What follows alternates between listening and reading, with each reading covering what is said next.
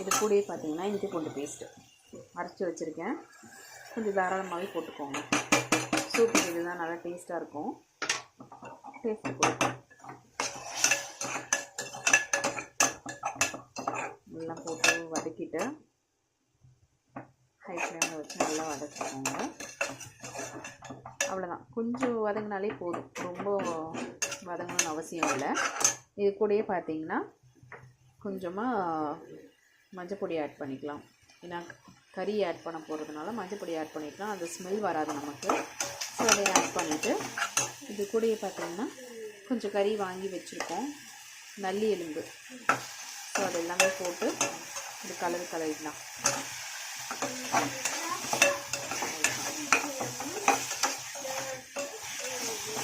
நல்லது வதக்கிட்டு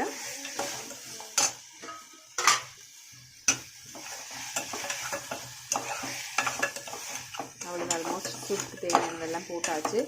இது கூடயே பார்த்தீங்கன்னா இறக்குறப்ப கொஞ்சம் கொத்தமல்லி போட போகிறோம். தேவையானாலும் இப்போ தண்ணி ஊற்றிட்டு க்ளோஸ் பண்ணிட்டு ஒரு 6 விசில் வச்சு இறக்கிட வேண்டியதான்.